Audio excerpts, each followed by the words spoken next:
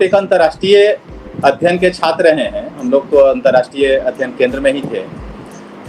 जिस तरीके से प्रधानमंत्री मोदी ने बयान दिया, उसके बाद से कांग्रेस के बड़े नेता हैं, ओवरसीज कांग्रेस के नेता हैं सैम पित्रोदा, उन्होंने एक्स पे अपना एक ट्वीट किया है और उन्होंने एक कंपाइलेशन जो है वो दिया है कि अंतर्राष्ट्रीय मीडिया ने किस तरीके से मोदी जी के बयानों को छापा है। मैं कुछ उदाहरण के साथ उन बयानों को आपके सामने लाता हूं। मैं उन बयानों को पहले आपको पढ़ के सुनाता हूं। टाइम मैगजीन ने लिखा है, modification of India is almost complete. Will the outcome of India's election increase intolerance. Deutsche Welle Germany के न्यूज़पेपर में ये छपा है। यहाँ कहा जा रहा है कि क्या इंडिया का जो इलेक्शन होगा उसका जो है आउटकम जो है असहिष्णुता को बढ़ाएगा। India's election fixing a win by outlawing dissent damages democracy. ये यूके के गार्डियन ने लिखा है। इसी तरह का बयान है जिसमें हेट स्पीच के बारे में अल जजीरा हो, अन्य दुनिया के दूसरे देशों ने कई सारी रिपोर्ट्स है। राइटर का रिपोर्ट है sir, India can grow fast with और विदाउट नरेंद्र मोदी। ये राइटर्स का रिपोर्ट है। Modi is making India's election all about himself. ये ब्लूमबर्ग का रिपोर्ट है। Progressive south is rejecting Modi. ये ब्लूमबर्ग का रिपोर्ट है। और भी रिपोर्ट्स जो हैं ये आए हुए हैं। फाइनेंशियल टाइम का एक रिपोर्ट है, the mother of democracy is not in good shape. ये फाइनेंशियल टाइम्स लिखता है। न्यूयॉर्क टाइम्स ने लिख दिया कि Modi temples of lies, Modi's temples of lies, Modi का झूठ का मंदिर।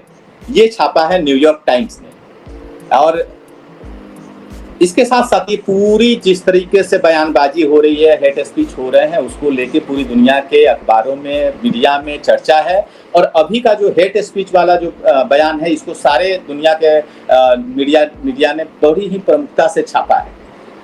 मोदी जी अपने ही चुनावी सभाओं में बिहार में भी बोल चुके हैं कि पूरी दुनिया में मोदी जी का डंका बज रहा है। आपने भी अपने पिछले सवाल में ये कहा, जिक्र किया कि मोदी जी का डंका कैसे बज रहा है।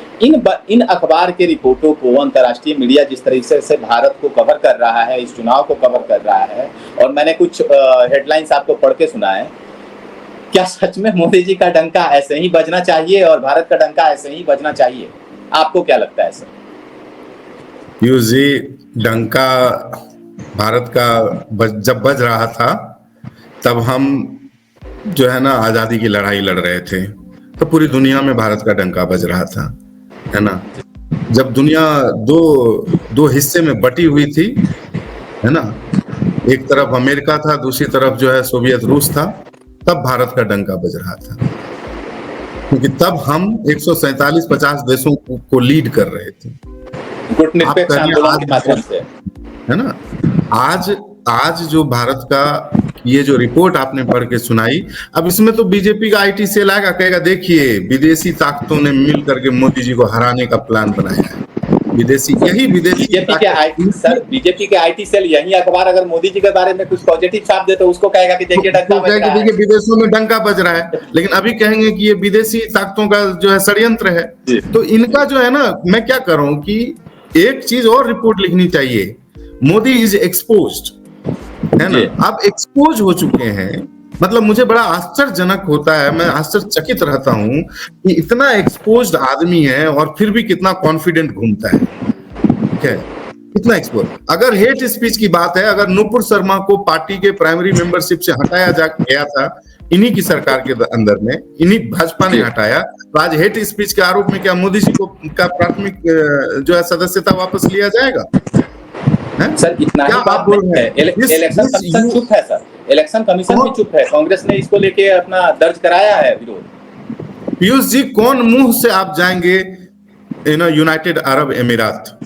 कौन मुंह से जाएंगे आप सऊदी अरबिया? कौन मुंह से जाएंगे आप? हमको ये बताइए। मिडिल ईस्ट के अंदर है ना, जो आप कह रहे हैं मुसलमान, तो वहां पर भी मुसलमान ही है, वो तो भारतीय मुसलमान है।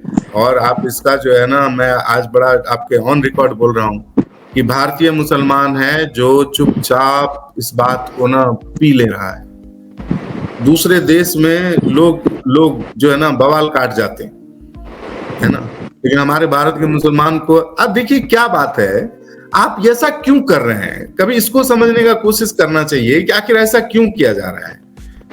मेजॉरिटी को ना जबरदस्ती का कॉन्फिडेंस दिया जा रहा है ना, हिंदुओं को जबरदस्ती का कॉन्फिडेंस देने की जरूरत तो थी नहीं, जबरदस्ती का कॉन्फिडेंस दिया जा रहा है कि देखिए, है ना, मुसलमान नहीं रहेंगे ना तो आपका जीवन बड़ा अच्छा हो जाएगा, कल फिर मुसलमान चले जाएंगे तो फिर उसके बाद एक नया दुश्मन बनाया जाएगा। देखो जी, दलित लोग सारा नौकरी खा जा रही है ना, इन्हीं लोगों के चलते परेशानी हो रही है, हमारे बच्चों को नौकरी नहीं मिल रहा है, फिर दलित हटाया जाएगा, फिर कहेगी ओबीसी पॉपुलेशन ना, इन्हीं के चलते तुम प्रधानमंत्री नहीं बन पाते हो, है ना, चीफ मिनिस्टर नहीं बन पाते हो क्योंकि उनका वोट ज्यादा है, तो उनको हटाया जाए। भाई ये रुकेगा नहीं, ये जो कॉमन एनिमीज बनाने की कोशिश की जा रही है ये बहुत डेंजरस है, और चुनाव को चुनाव रहने दीजिए। अच्छा एक बात बताइए, मोदी जी का नाम भी एम से है, इनको एम से इतना प्रेम है, मुसलमान, मटन, मुर्गा, मछली, मंगलसूत्र, है ना, इन मुद्दों पर चुनाव लड़ेगा। भारत का युवा कह रहा है अग्निवीर योजना, भारत का युवा कह रहा है भाई हमारा नौकरी नहीं मिला, 10 साल में 2 बार वैकेंसी नहीं आया बढ़िया से एसएससी का, है ना, भारत का युवा कह रहा है कि भाई नौकरी किधर है, सरकारी छोड़ो प्राइवेट ही दे दो, है? प्राइवेट सेक्टर में कोविड के बाद लगातार छटनी हुई है, आपको पता है, लाखों करोड़ों की नौकरियां गई हैं, वो भी अब तैयारी कर रहा है। इस बार यूपीएससी का फॉर्म पहले 12 लाख, सर आवाज थोड़ी ठीक आ रही है, पहले 12 लाख फॉर्म भराते थे यूपीएससी में, पीयूष जी, अब जो है 24 लाख फॉर्म भराएगा। मतलब यूपीएससी के सिवा कोई एग्जाम है जो रेगुलर टाइम पर हुआ है कहीं पर पूरे देश में? बिहार, उत्तर प्रदेश, तो वेस्ट बंगाल में भी एग्जाम हुआ तो वहां पर भी देखिए कैंसिल ही हो गया। मतलब कहीं पर भी लोगों को मिल नहीं रहा है, महंगाई आसमान छू रही है, इससे ज्यादा अब महंगाई अगर होगी इस देश में तो पीयूष जी लोगों के घर में चूल्हे जलने बंद हो जाएंगे, लोग बजट बनाने लगे हैं। हम लोग जैसा आदमी जो हाई सैलरी पाता है उनको भी अब बजट बनाना पड़ रहा है कि अच्छा देखो ज्यादा खर्चा मत करो यार। तो समझ लीजिए कि आम लोगों की स्थिति क्या है। इन मुद्दों को, महंगाई, बेरोजगारी पर जहां चुनाव लड़ा जाना चाहिए, जहां पर प्लान आउट करना चाहिए, वहां पर मछली, मुर्गा, मटन, कौन सावन में मछली। चलिए हम हजारों हिंदुओं, करोड़ों हिंदुओं को दिखा देंगे बिहार में जो सावन में मछली मारता भी है, खाता भी है। पूरा मल्लाह लोग तो मछली मार मार के बेचता भी है, मछली सावन में क्या करेगा, खाता भी है ना। पूरा बंगाल में लोग बिना मछली का तो दिन में 1 मील मगर मछली का ना हो, ये क्या डिबेट, मतलब हम लोग क्या कर रहे हैं। मैंने शुरू में भी कहा था कि पीयूष जी, अगर इस देश को पत्रकार, आज देखिए पूरा विदेश का पत्रकारिता लिख रहा है ना कि modification of India is ended, है ना, कंप्लीट, अब हो गया, कंप्लीटेड। जो प्रोजेक्ट था आपका कि इस देश के लोगों को एक दूसरे के सामने खड़ा कर दें, वो तो खड़ा कर दिए। ऐसा मतलब अब क्या बचा, है ना, अब तो कुछ बचा नहीं है। तो अब इसका जो अगला 2-4 फेज का इलेक्शन होगा, उस इलेक्शन के दौरान ही ये लोग दंगा भड़काएंगे, तो ये करेंगे वो करेंगे ऐसी, क्योंकि आप इतना एग्रेशन भरिएगा लोगों के बीच में पीयूष जी, तो समाज टूट जाएगा, खत्म हो जाएगा। अच्छा कहेंगे कि आप लोग जैसे लोग ना यूनिवर्सिटी में बैठ करके लोगों को डराते हैं, तो आप क्या कर रहे हैं, आप भी तो डरा ही रहे हैं ना पीयूष जी, मोदी जी भी तो डरा ही रहे हैं कि भाई तू हमको वोट नहीं देगा तेरा मंगलसूत्र ही बिक जाएगा। मंगलसूत्र बिक जाएगा, कैसे बिक जाएगा, है ना। मंगलसूत्र जब बेचने का समय था, है ना, तब बेचा गया था। आजादी की लड़ाई में बहुतों मंगलसूत्र बिके हैं, बहुतों कुर्बानियां दी गई। तो ऐसा मुझे मतलब बतौर शिक्षक मैं हम लोगों के लिए क्या इंस्ट्रक्शन है पीयूष जी, यही इंस्ट्रक्शन है कि क्लास में जब हम पढ़ाने जाएं तो हम ये देखें कि कौन बच्चा टोपी पहना हुआ है, कौन बच्चा टीका लगाया हुआ है, हम कौन सा समाज बनाएंगे। कल एक फरमान, आपको बड़ा मैं मतलब अधीर होकर के कह रहा हूँ ये बात कि हम क्या पढ़ाएंगे क्लास में बच्चों को कि मुसलमान 2म दर्जे के नागरिक होते हैं, मुसलमान ज्यादा बच्चे पैदा करते हैं इसलिए देश के खिलाफ हैं, क्या पढ़ाएंगे। है ना। तो हम एक ऐसी स्थिति में जा रहे हैं जहां से लौटने का जो है शायद कोई रास्ता नहीं बचेगा।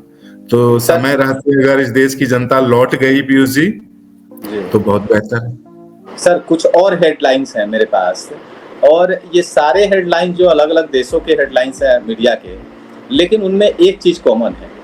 मैं पढ़ते सुनाता हूँ कुछ हेडलाइंस। द प्रेस न्यूजीलैंड का ये हेडलाइन है, India's middle class warm to autocracy under Modi.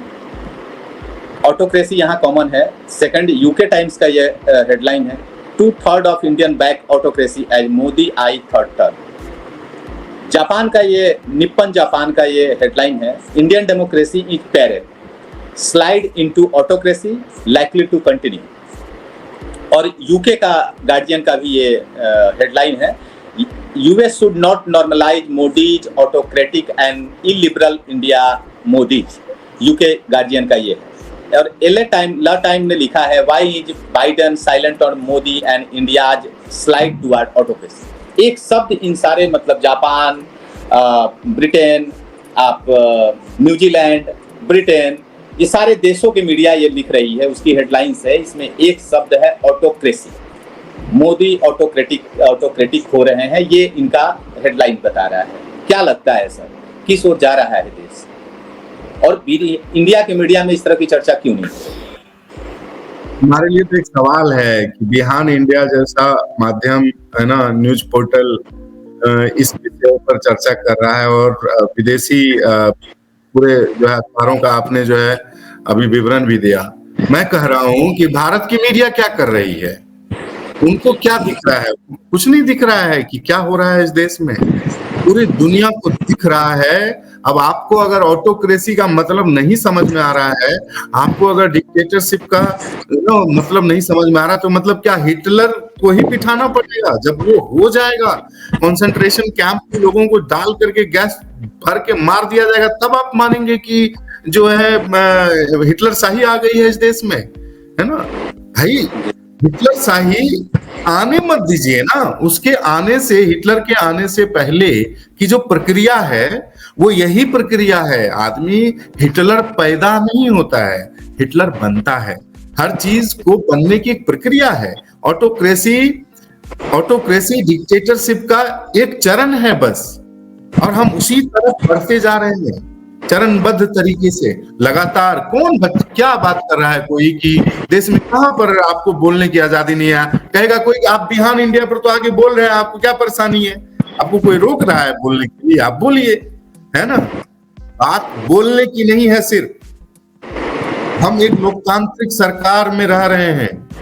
बात लोकतंत्र में सिर्फ बोलने की नहीं होती है, बात लोकतंत्र में सुनने की भी होती है।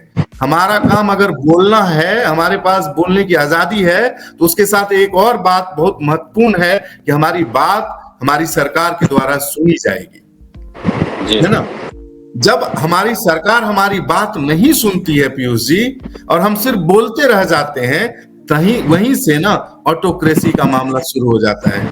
सरकार जो है ना वो निरंकुश हो गई है। अब उसके ऊपर जनता का अंकुश रह नहीं गया है, इसीलिए मोदी जी को डर ही नहीं लग रहा है। उनको ये लग ही नहीं रहा है कि वो चुनाव हारेंगे, वो अपने हिसाब से सारी चीजों को मैनेज कर लेंगे। तो निरंकुशता तो आ चुकी है, निरंकुशता आ चुकी है। बस अब हिटलर शाही आना बाकी। तो निरंकुशता पहले आती है और हिटलर शाही बाद में आती है। ऐसा नहीं है कि हिटलर पैदा होता है कोई। तो इसलिए पूरी दुनिया को दिख रहा है, हम जो एक लोकतांत्रिक वैल्यू से बने थे, हमारी सरकारों ने, ऐसा नहीं है कि पिछली सरकार या कांग्रेस की सरकार थी तो बहुत एकदम सोना धरती उगल रहा था, ऐसी कोई बात नहीं है। लेकिन मैं क्या कर रहा हूं कि लोकतांत्रिक मूल्यों को बचाते हुए, है ना, अगर आप आगे बढ़ रहे हैं, थोड़ा रफ्तार आपका धीमा भी क्यों ना हो चलेगा, लेकिन अगर आप याद रखिए कि लोकतंत्र खत्म अगर हो गया, लोकतंत्र की मूल्यों को आप धीरे धीरे करके खत्म। क्या लोकतंत्र का मूल्य रहा है?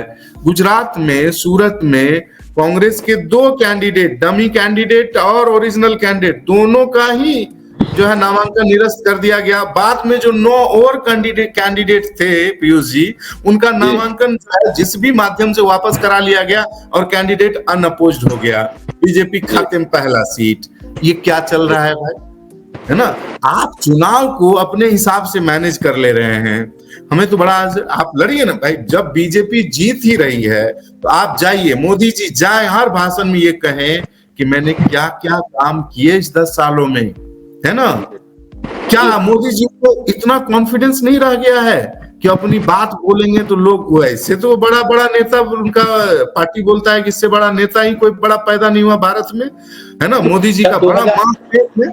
2047 विकसित भारत का ही रोड मैप रख देते सामने, रोड मैप रख दे कि ऐसा करेंगे या नहीं, छोड़िए ना, मतलब आप इसको देखिए, क्या मोदी जी के बारे में ये नहीं कहा गया कि भारत की सर्वाधिक जनता जो है ना वो मानती है कि मोदी जी का भाषण, उनकी बातें अच्छी लगती हैं। तो जब अच्छी लगती है उनको तो आप सुनाइएगा ना अपनी बात।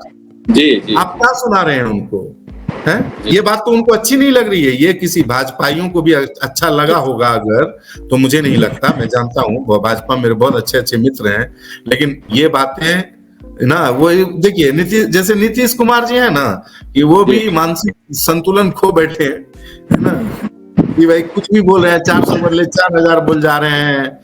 बच्चा उच्चा पर कमेंट कर रहे हैं कि इतना बच्चा कोई पैदा करता है। अरे तुमको क्या प्रॉब्लम है?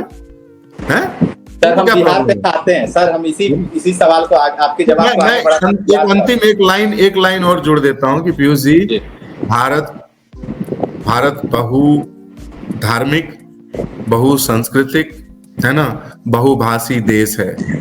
पूरी दुनिया की नजर भारत पे सिर्फ इसलिए नहीं है कि भारत एक उभरती हुई अर्थव्यवस्था है या सामरिक ताकत है।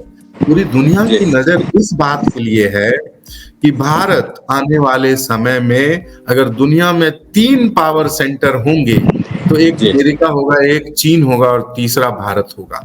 ये दुनिया को पता है ना, चाहे वो मोदी रहें या ना रहें, है ना, आप रहें या हम रहें या ना रहें, लेकिन भारत को एक बड़ी ताकत बनने से कोई भी रोक नहीं सकता है। उसकी कई वजहें हैं, है ना, उस पर अलग से विश्लेषण कभी करेंगे। लेकिन सबको ये लगता है कि जब पूरी दुनिया में नए देश, कॉलोनियलिज्म खत्म हुआ, उपनिवेशवाद खत्म हुआ और नए देश उद्भव हुए, उसमें भारत एक ऐसा देश बनकर उभरा जो 1952 से लेकर के 2024 तक लोकतांत्रिक प्रक्रिया को फॉलो करते हुए अपने लोकतंत्र को आगे बढ़ाता रहा। नहीं तो देश तो हमारे साथ कई लोग आजाद हुए, कई देश आजाद हुए, वहां लोकतंत्र टूट के खत्म हो गया, मिलिट्री शासन लग गया, तो कभी कुछ हो गया, कभी कुछ हो गया, है ना, देश खत्म हो गया, टूट गया, बिखर गया, है ना। पूरा अफ्रीका का एग्जांपल है सर, हम लोग अफ्रीका आपको है ना। लेकिन भारत जो है न टूटा न बिखरा, जबकि और आजादी के बाद भारत और एकत्रित हुआ। सिक्किम जैसा राज्य हमारे साथ जुड़ा, आजादी के बाद जुड़ा कि नहीं? गोवा भी है, और भी गोवा हमारे साथ जुड़ा, तो हमारा देश धीरे धीरे करके मजबूत हुआ। ऐसे देश पर लोगों की नजर नहीं रहेगी पीयूष जी, तो किस पर होगी? थैंक यू सर, बहुत बहुत धन्यवाद सर आपका हमारे साथ जुड़ने के लिए। इसी तरह पॉलिटिकल प्रसंग में हम रोज की बातों को, रोज की राजनीतिक चर्चाओं को, इलेक्शन के बीच की चर्चाओं को लाते रहेंगे। आप सबका बहुत बहुत धन्यवाद। अगर आपको हमारा कार्यक्रम पसंद आ रहा हो तो इसे लाइक सब्सक्राइब जरूर करें, और आपकी अगर कोई टिप्पणी हो तो हमें जरूर मैसेज करें। धन्यवाद।